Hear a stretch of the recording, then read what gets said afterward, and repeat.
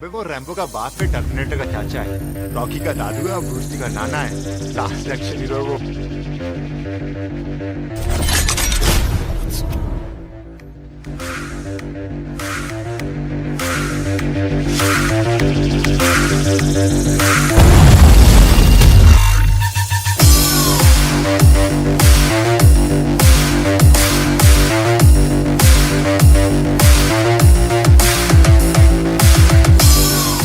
सन्यासी बनने पर किसने छोड़ा विनोद खन्ना के साथ? किससे की थी विनोद ने दूसरी शादी? सिक्स पैक एप्स पर क्या कहना था विनोद खन्ना का? अपनी पिछली एक स्टोरी में हमने आपको बताया था कि कैसे अपने कैरियर के शिखर पर होने के बावजूद सुपरस्टार विनोद खन्ना इंडस्ट्री छोड़कर सन्यासी बनने चले गए थे।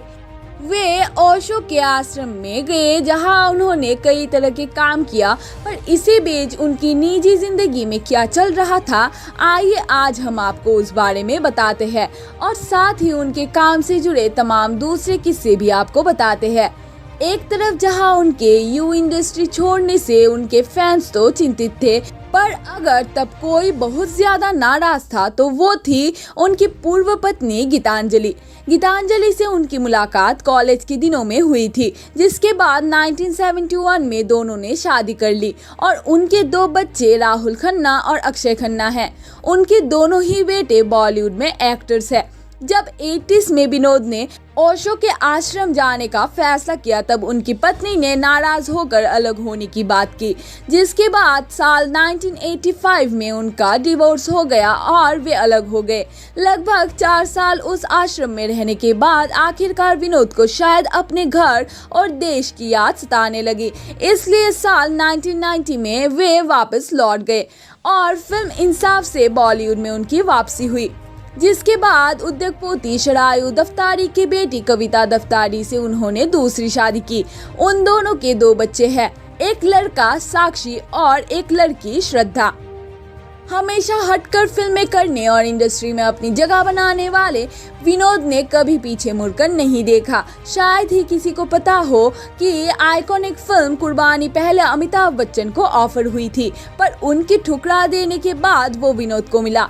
ऐसे ही एक खबर थी कि संजय दत्त को इंडस्ट्री में लॉन्च करने वाली फिल्म रॉकी भी पहले विनोद को मिली थी, पर आखिरकार संजय ने ही वो किरदार निभाया।